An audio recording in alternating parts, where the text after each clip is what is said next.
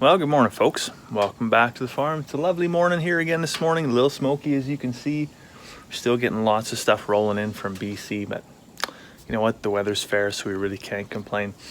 As you probably just saw, we already moved the cows this morning. Yeah, we've actually had a pretty busy morning already so far. So we moved the cows from right here, just south of the house, to the further south field up against the edge of the lake there. And we've pretty religiously been moving them about every week, 10 days. Just with the heat waves that we've been having, we've been hitting with just wave after wave. You know, you maybe get a day and a half, 2 days of respite in between heat waves, and very limited rainfall. The grass has really just been struggling, and so we've had to kind of constantly keep moving, so that if there's rain in the forecast, we move the cows off the field onto another one, and then that way it gets rain and it can recover a little bit without having the cattle on it. And you know what? I gotta hand it to the pastures. The pastures are actually, they're finding a way somehow. I don't know how, but we did open them up to the southwest there, and the field actually looks really good. Speaking of what looks really good, Carmen was in the garden here. So this is the garden right here. She was in the garden and she harvested some peas. And so these are our peas, and as you can see, they are looking really good. And she also harvested our first harvest of potatoes. So we got these good size actually for the time of year.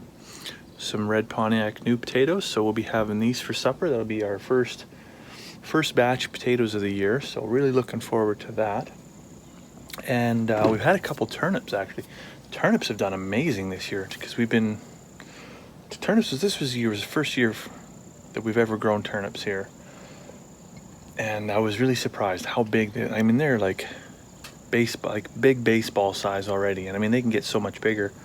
But she did note that there's been some worms in there, and so a few of them, you know, we've tossed to the pigs. A few of them we've cut the worm holes out, and some we'll just see what it works out. We might just leave them in situ to sit there and rot. And I mean they're fantastic for breaking up heavy dense clay, and I mean that was what was under the subsurface in the garden, was that thick clay.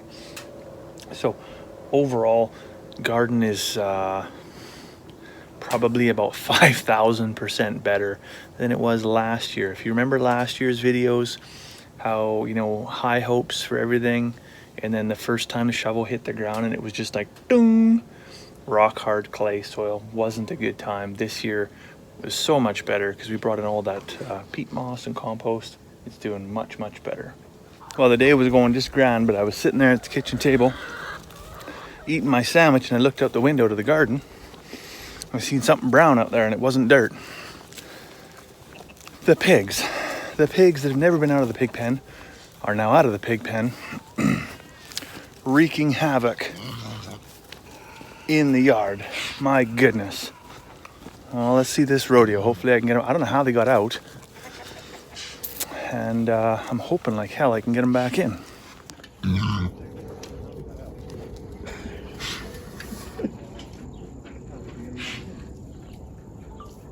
Here, big pig. I don't even have these pigs trained to a bucket here yet. They're still pretty flighty, and looks like they're buggering off to the east, back to the neighbor's place. That's where they came from, actually. We got them as weaners.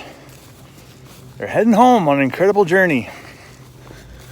I don't have time for this today, but I guess that's what we get given. That's what we got to work with.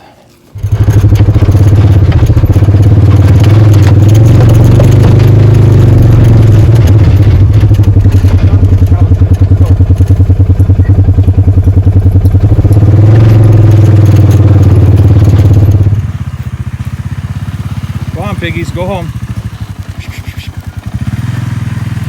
Go on, piggies. Come on.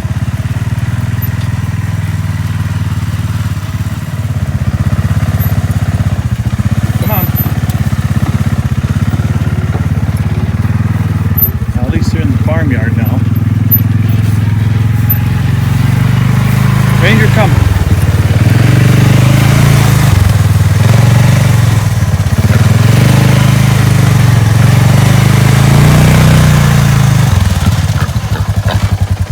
Piggies. The donkeys are tame. We can get the donkeys back. The pigs, not so much. Come on. Woo. Stay in there now.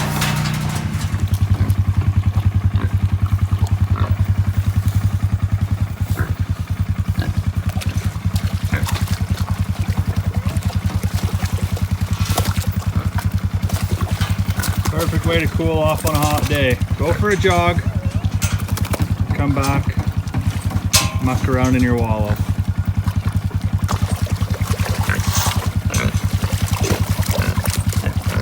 Well, that whole fiasco with the pigs is about as much nonsense as I can probably handle in one day. But here we are, it's after supper now. We just had the most amazing supper. Pork chops, funnily enough. Just gotta let the irony sink in, say it out loud, maybe they can hear it. Potatoes from the garden, which you saw earlier, as well as a salad made from right here in our kitchen garden. So lettuce, we got iceberg lettuce, romaine lettuce. This is spinach that's just kind of taken off. Some kale. I don't know what these are, but I'm sure putting a ranch dressing on it would be delicious. And then some beans. The beans this year, regardless whether they're here or in the big garden, did not do very well this year. I don't know what that's all about. But no, salad was good. Potatoes were fantastic. And the pork chops, after the cannonball run there, were amazing. Let me tell you. So I'm just in here in the shop now and I'm working on a 5-minute job. So if you watched yesterday's video, you know what I'm talking about, 5-minute jobs. It was really around productivity and not losing track of time and taking value in the small moments, because I find a lot of times you're just like overwhelmed and you're like, I've only got 5 minutes to do this and I've only got 5 minutes to do that. And oftentimes it's human nature to just be like, well, I've only got 5 minutes, so to hell with it. And well, maybe you don't unload the dishwasher. And then you come home and you've got the dishwasher's full, the sink is full, and it's a gong show, right? And you can take that metaphor anywhere else in life and it still applies. And would you ever say a thing and then find that, you know, the next day somebody says it, but they say it so much better? So this morning I was watching a video and a little bit out of context, but I thought, man, how can we tie this in? Because it makes total sense. And so what the guy was explaining, that if you work a 9-to-5 job, basically a 40-hour-a-week standard job, and on company time, if you go take a 15-minute poop every day, at the end of the year, you'll actually have received a full 40-hour paycheck for just pooping at work, right?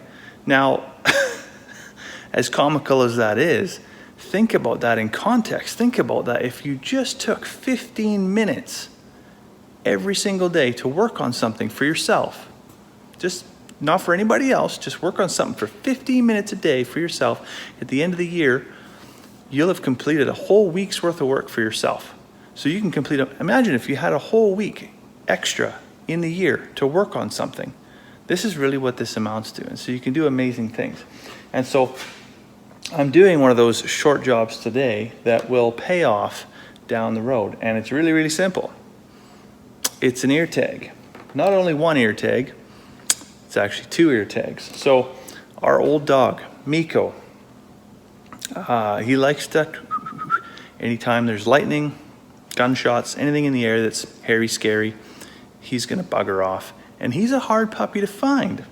Now, if he ends up in someone's yard, I mean, he's sociable. Like, he's gonna have a good time. He's just like, no, this is where I live now. And we could be roaming the countryside for days and days and days until we find him. So the last time he went missing, he had on his collar a keychain with an ear tag like this that busted off right there. So a lot of good that was, right? So what we actually did is on the first ear tag, wrote his name. On the back side, wrote Carmen's phone number. And on the second ear tag, wrote our address, so that you know what, if he ends up somewhere he shouldn't and they don't know, you know, what to do, they could always give us a call if we're not home. Well, they could easily drop him off at home. And so that's my 5-minute job for the day. That's how I'm going to make a difference, so that 5 minutes now doesn't end up be 4 or 5 days searching for a lost dog down the road. Anyways, I'm going to conclude right there because it is probably 10:15. Yes, I'm definitely not hitting that 9:30 mark tonight. So I'll let you go for now. I hope you have a fantastic evening, and we'll see you tomorrow.